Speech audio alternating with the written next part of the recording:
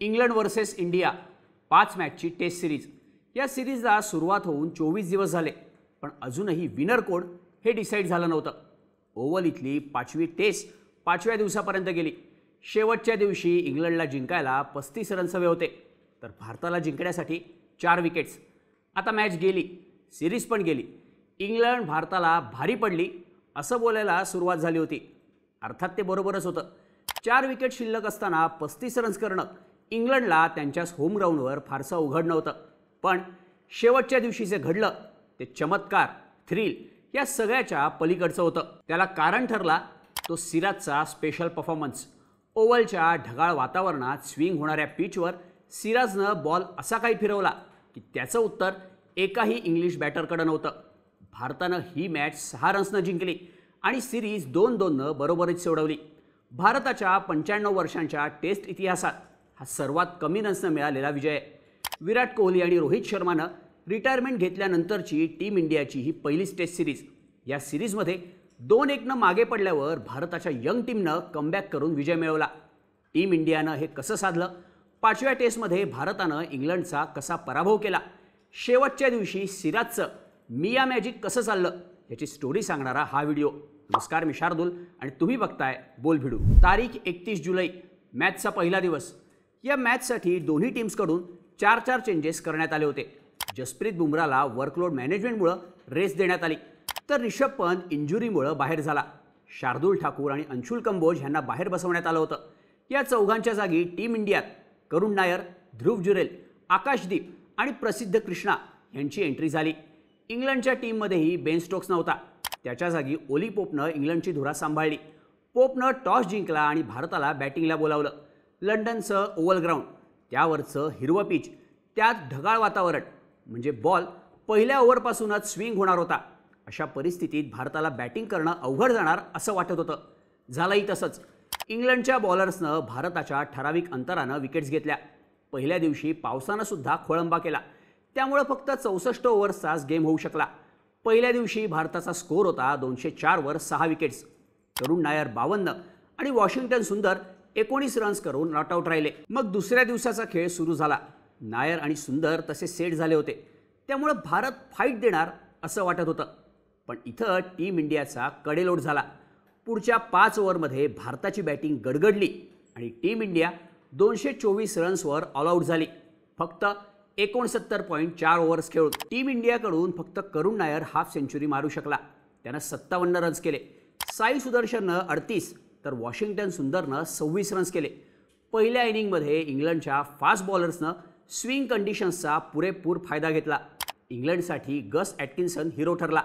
त्यानं या इनिंगमध्ये पंजा खोलला। त्यानं फक्त 33 रन्स देऊन 5 विकेट्स घेतल्या, तर जोश टंगनं सुद्धा 3 विकेट काढल्या। आता इंग्लंडची टीम बॅटिंगला आली। त्यांची सुरुवात दमदार झाली। लंचपर्यंत 100 बसले। 4 विकेट पडल्या तेव्हा इंग्लंडचे 175 रन्स होते। आता इथून भारताची सुट्टी नाही। इंग्लंडची टीम पहिल्याच इनिंगमध्ये मोठी लीड घेणार असं वाटत होतं, पण इथं भारतीय बॉलर्सनं कमबॅक केलं। जसप्रीत बुमराच्या अनुपस्थितीत मोहम्मद सिराज आणि प्रसिद्ध कृष्णानं इंग्लंडच्या लोअर ऑर्डर आणि टेल एंडर्सला लगेच गुंडाळलं। भारतानं इंग्लंडला पहिल्या इनिंगमध्ये 247 रन्सवर ऑल आऊट केलं, फक्त 51.2 ओव्हर्समध्ये। पहिल्या इनिंगमध्ये भारतानं फक्त 224 रन्स करूनही इंग्लंडला मोठी लीड घेता आली नाही। याचं कारण म्हणजे सिराज आणि कृष्णाची बॉलिंग। या दोघांनीही इंग्लंडच्या 4 विकेट खोलल्या। इंग्लंडकडून फक्त झॅक क्रॉली आणि हॅरी ब्रूक हाफ सेंचुरी करू शकले। दुसऱ्या दिवसाच्या शेवटच्या सेशनमध्ये टीम इंडिया बॅटिंगसाठी आली। दिवस संपेपर्यंत भारतानं 18 ओव्हर्समध्ये 2 विकेट्स 75 रन्स केले। यशस्वी जयस्वाल आणि आकाशदीप क्रीजवर होते। मग आला तिसरा दिवस। नाईट वॉचमन म्हणून आलेल्या आकाशदीपनं तिसऱ्या दिवशी खतरनाक बॅटिंग केली, त्यामुळे ओपनिंगला आलेल्या यशस्वी जयस्वालला चांगली साथ मिळाली। जयस्वालनं या मॅचचं पहिलं शतक मारलं। 164 बॉल्समध्ये 118 रन्स, तर आकाशदीपनं 66 रन्सची महत्त्वपूर्ण इनिंग खेळली। त्याच्या टेस्ट करिअरचा हा हायेस्ट स्कोर आहे। इथून टीम इंडिया चांगला स्कोर करेल, 450 पर्यंत टार्गेट सेट करेल असे अंदाज बांधले जात होते। पण भारताचं मिडल ऑर्डर दुसऱ्या इनिंगमध्ये सुद्धा गणलं। असं असलं तरी लोअर ऑर्डरनं इंग्लंडला चांगलाच घाम फोडला। जडेजा आणि सुंदरनं प्रत्येकी 53 रन्स केले, तर ध्रुव जुरेलनं 34 रन्स ठोकले। टीम इंडियानं 88 ओव्हर्स खेळून काढले। 400साठी फक्त 4 रन्स कमी पडले. दुसऱ्या इनिंगमधला भारताचा स्कोर 396 वर ऑल आऊट. इंग्लंडकडून टंगनं 5 तर ॲटकिन्सननं 3 विकेट्स घेतल्या. पहिल्या इनिंगमध्ये मागे राहिल्यावर टीम इंडियानं 374 रन्सचं टार्गेट दिलं. पण टीम इंडियानं चौथ्या दिवशी लंचपर्यंत खेळून 450 पेक्षा जास्तचं टार्गेट सेट केलं असतं तर भारत मजबूत स्थितीत पोहोचला असता. पण तसं झालं नाही. त्यामुळं टीम इंडिया बॅकफुटला येईल की काय असं वातावरण तयार झालं. तिसऱ्या दिवसाचा खेळ थांबला तेव्हा इंग्लंडनं आपल्या दुसऱ्या इनिंगमध्ये 1 विकेट गमावून 50 रन्स केले होते. आता इंग्लंडला ही मॅच आणि सिरीज जिंकण्यासाठी 324 रन्सची गरज होती. हा आकडा मोठा वाटत असला तरी इंग्लंडकडं 2 दिवसांचा वेळ होता. मॅचचा चौथा दिवस. चौथ्या दिवशी इंग्लंडनं अत्यंत सांभाळून बॅटिंग केली. जो रूटनं आणखी एक सेंचुरी मारली. त्याच्या टेस्ट करिअरची 39वी सेंचुरी. त्याला हॅरी ब्रूकनं मस्त साथ दिली. या दोघांमध्ये 195 रन्सची पार्टनरशिप झाली. त्यामुळं हे दोघंच मॅच काढणार असं वाटत होतं. हॅरी ब्रूक फास्ट खेळत होता. त्यात त्याला एक जीवनदानही मिळालं ज्यामुळं तो सेंचुरी मारू शकला. त्याला सेकंड चान्स देणारा प्लेअर होता मोहम्मद सिराज. झालं असं की इंग्लंडच्या इनिंगच्या 35व्या ओव्हरमध्ये हॅरी ब्रूकनं प्रसिद्ध कृष्णाला लॉंग ऑनवर मोठा शॉट मारला. सिराजनं बाउंड्री लाईनवर त्याचा सोपा कॅच घेतला पण कॅच पूर्ण करताना चुकून सिराजचा पाय बाउंड्री लाईनला टच झाला आणि अंपायरनं दोन्ही हात वर केले. ब्रूकचे त्यावेळी फक्त 19 रन्स झाले होते. तिथं त्याची विकेट गेली असती तर इंग्लंडची टीम मोठ्या संकटात सापडली असती. पण ब्रूकनं त्याला मिळालेल्या संधीचा फायदा उचलला आणि 98 बॉल्समध्ये 111 रन्स करून मॅच इंग्लंडच्या बाजूनं फिरवली. सिराजच्या या हुकलेल्या कॅचमुळं तो ट्रोल झाला. सिराजनं कॅच नाही तर टीम इंडियाच्या हातातली मॅच घालवली असंच बोललं जात होतं. चौथ्या दिवसाचा खेळ थांबला तेव्हा इंग्लंडनं 6 विकेट्स गमावून 339 रन्स केले होते. ब्रूक 111, रूट 105 आणि डकेट 54 रन्स करून आऊट झाले होते. चौथ्या दिवसाचा हिरो राहिला प्रसिद्ध कृष्णा. त्यानं 3 विकेट्स काढल्या. आता मॅचचा शेवटचा आणि निर्णायक दिवस. मॅच 5व्या दिवसापर्यंत येईल असं कोणालाच वाटलं नव्हतं. शेवटच्या दिवशी जिंकण्यासाठी इंग्लंडला फक्त 35 रन्स हवे होते तर भारताला 4 विकेट्स. इंग्लंडचा विकेटकीपर जेमी स्मिथ क्रीजवर होता. त्यानं या सिरीजमध्ये चांगली बॅटिंग केली होती. सोबतच ख्रिस वोक्सही यायचा बाकी होता. त्यामुळे आता इंग्लंड 35 रन्स सहज काढेल असं वाटत होतं. पण इथं डाव फिरवला तो मोहम्मद सिराजनं. 5व्या दिवशी सुद्धा ओव्हलचं वातावरण ढगाळ होतं. पावसाची शक्यता होती. तसंच विकेटवरचं गवतही कमी झालं होतं. त्यामुळं इंग्लंडसाठी 35 रन्स काही अवघड गोष्ट नव्हती. मॅच सुरू झाली. जेमी ओव्हरटननं प्रसिद्ध कृष्णाच्या पहिल्या 2 बॉललाच 2 4 लगावले. म्हणजे आता इंग्लंडला जिंकण्यासाठी फक्त 27 रन्स हवे होते. पुढच्या ओव्हरला आला मोहम्मद सिराज.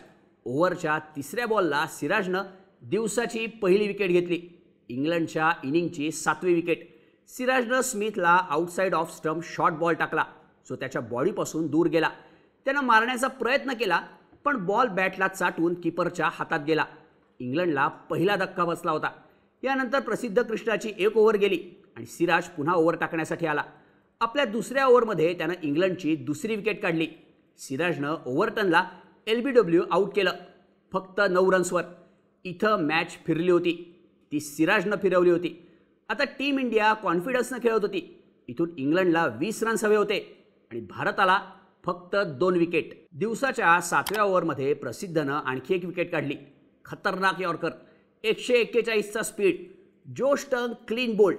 इंग्लंडची ही 9वी विकेट होती. विकेट घेतल्यानंतर प्रसिद्ध कृष्णानं जोरात सेलिब्रेशन केलं. आता भारत चमत्कार करण्यापासून फक्त 1 विकेट लांब होता. पुढच्या ओव्हरमध्ये सिराज बॉलिंगला आला पण ॲटकिन्सननं त्याला जोरदार 6 हाणला. मॅच संपली नव्हती. इंग्लंडनं अजूनही हार मानली नव्हती. सिराजच्या ओव्हरमध्ये 7 रन्स गेले. त्यानंतर प्रसिद्ध कृष्णाच्या ओव्हरमध्ये 3 रन्स गेले. आता इंग्लंडला जिंकण्यासाठी फक्त 6 रन्स हवे होते. ॲटकिन्सन 17 रन्स करून क्रीजवर होता. सिराज बॉलिंगला आला.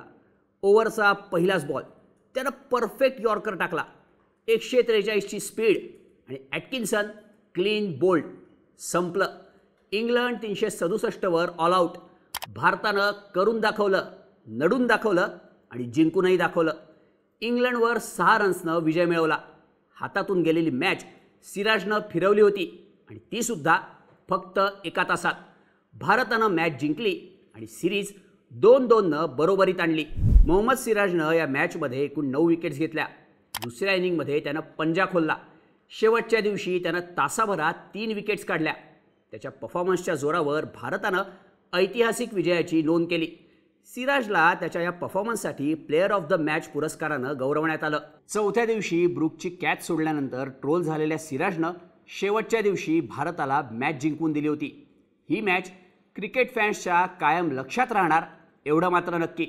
सिराजच्या परफॉर्मन्ससाठी आणि त्याच्या जोरावर भारतानं केलेल्या कमबॅकसाठी.